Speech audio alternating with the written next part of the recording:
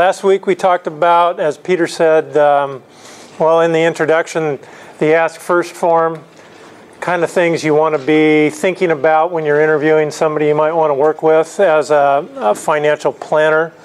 Your personal financial advisor should be somebody that's going to work in your best interest, not their own. And I say that tongue-in-cheek, but it's kind of true. We talked a little bit about different ways to look at goals, because you want to have a plan directed at a goal, right? Some key components, things you need to know along the way, how to do a net worth statement, or what might be called a balance sheet, what you own minus what you owe others equals what your net worth is. And those are your resources. That's your financial resource kind of pool that you're going to pull from at some point if you decide you don't want to work for a living anymore. And then we just briefly, at the end there, mentioned the cash flow word. And, you know, what is cash flow? What's your net cash flow? Or generically what I call, what's your burn rate? If you were a pilot flying a jet from LA to London, you need to know how much fuel you're going to need to get there, right? So you need to know what the burn rate is, how much you consume for the time you're in the air.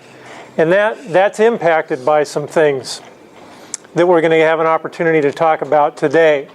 But there's a simple formula. Most of the formulas are simple. It's the application that kind of gets complicated. But the cash flow formula is your income, what you have coming in the door, minus what goes out. That's your net cash flow. It's kind of like what's left over. There's a couple ways to figure that out. You can actually track what's coming in and what's going out, item by item by item. Use a program like Quicken. Or there's one online totally called Mint, MINT.com. It's owned by Quicken. And you set that thing up and it logs into your individual bank accounts for you and sucks down the transactions and attempts to categorize them. And you take a look at that and you can adjust and tweak it and you get a sense of where your money's going. Another aspect of this is when it comes time to sit down and do taxes, if you've set the thing up right, you can run a few reports and it's pretty easy to get prepared. And you're not missing things, running around trying to figure out what you did 6 to 9 months ago, 12 months ago, etc. From a planning standpoint, there's kind of a shortcut method that I typically use. And it's kind of like it's a mental reality check, and it's going to somebody's tax return, because that's where we report theoretically everything we earn. And it's the simple thing is if we start with line 37 on the tax return, that's your adjusted gross income. You'll find it at the bottom of page 1. And then if you go to page 2 on line 60, it'll list what your taxes are. That's your total taxes. We're talking federal here. If I subtract my taxes from my earnings, I kind of know what came in the door.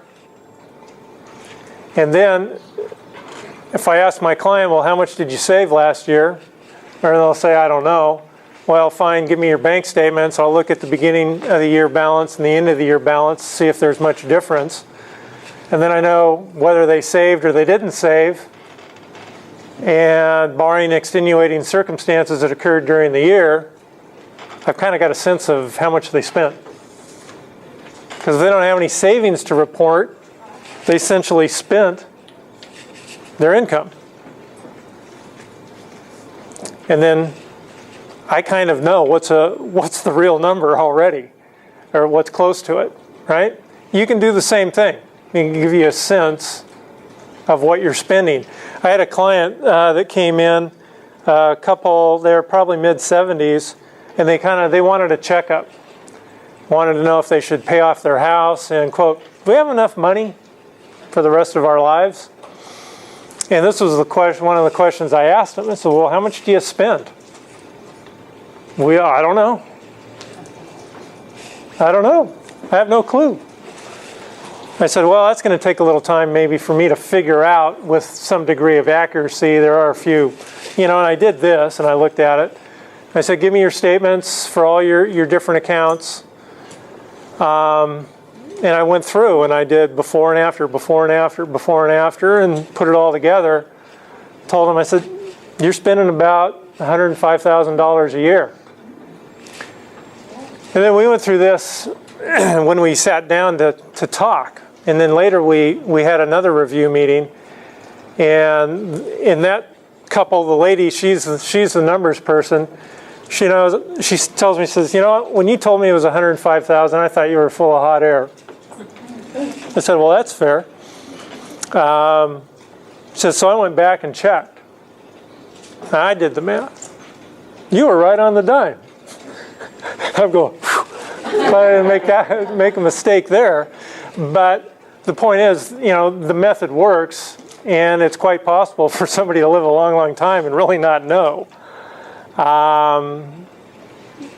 With a few modifications, they're going to be okay. They've got resources, which is good. But still, it could have been the other way. So it's good to do kind of a thumbnail check. And this is a quick way to do it. When people look at who's more successful in terms of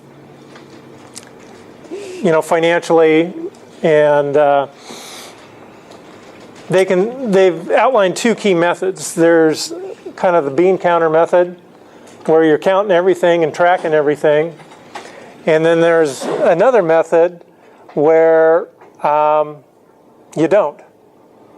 These two groups are equally successful because there's another factor that they have in common, and that's that they pay themselves first. Anything they need to save, which generally if you start at a young age, it's about 10% of your income, and if you start at a young age and you do that your whole life, I can almost guarantee you're going to be okay, provided you're not running debt on the other side of the fence. Then you're saving somebody else's money, right?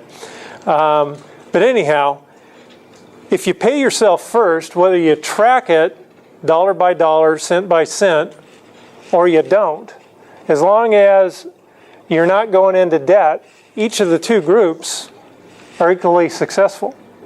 And the key component is that they're paying themselves first. Because if we wait to save after we spend, there's nothing left to save because we'll find something to spend it on. It's just, that's human nature. So, a functional shortcut to figuring out what your spending plan is. What are you doing now? And then we can compare that to your resources. So in my airplane flying kind of story here, we ask the question, well, how's the weather? And we kind of look at the past, right? In terms of making a forecast. And we look at patterns, etc., and what's going on here, what's going on there, and we get a sense. Well, in the financial planning world, it's kind of like this spending thing. Well, if that's kind of where you're used to spending, I know you've got a habit built around it. There's other factors as well. When we're deciding how much fuel we're going to carry in our 747 before we take off out of LA, we got to get a sense of what are the headwinds. What's the weather like in terms of what am I flying into? Am I going to have tailwinds? Or am I flying against the wind? And there's a couple regular factors we look at. And I pose the question, do we have headwinds or tailwinds? And the answer is really yes, because we have both. Pretty routinely. Headwinds, we've got inflation, and yeah, we have taxes.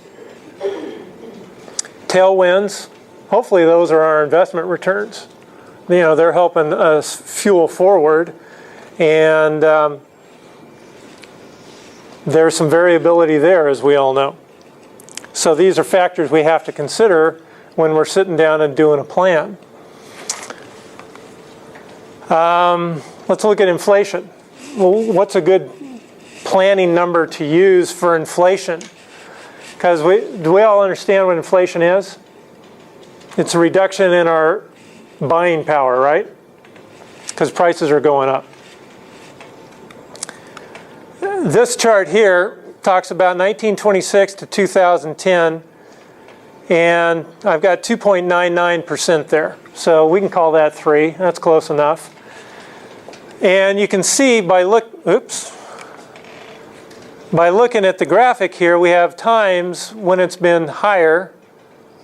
This is way over 15% back in the late 1940s. Another time frame when it was really higher, the late 70s, mid 70s, early 80s. And since then, really it's been pretty calm. The exact numbers, 2008 it was negative, 2009 about 2 3/4, 2010 1.5%. So that's a factor we need to plan for. A good planning number you might want to consider using is about 3.5%. Right? So that's one of the headwind factors we've got to consider. Federal tax rates are another concern. These are the actual tax rates this year for 2011. And the rates themselves, these brackets, are the same. They haven't changed. Okay? The numbers that fit into the brackets were adjusted up by inflation. So these numbers are a little higher. So you can make a little more in terms of the numbers and still fit into lower brackets.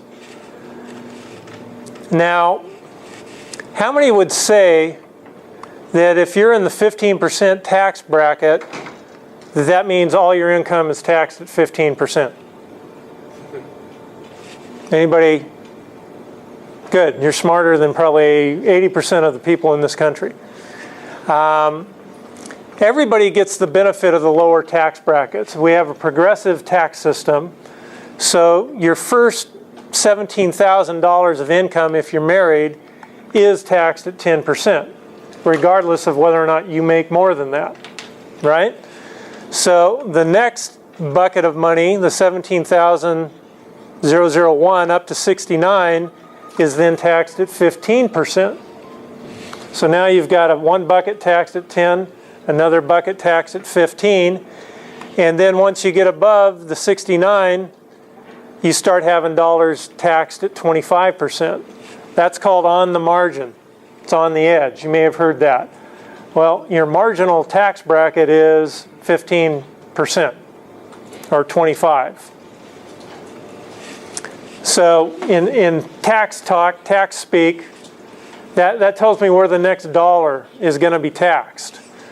And this is taxable income, which is lower than your adjusted gross income. That's what you earned. But you get deductions off of that. You get exemptions, you get deductions, whether you itemize or not. So nobody's ever taxed at what they earn. There's always takeaways. Which brings us to a concept called effective tax rate. And a way to think of that is what's your average. And if you take your adjusted gross income, put that on the bottom, and what your taxes are on the top, and divide, you're going to find out what your average tax rate is. That's a good planning number. Okay? You can call it your average tax rate or your effective tax rate.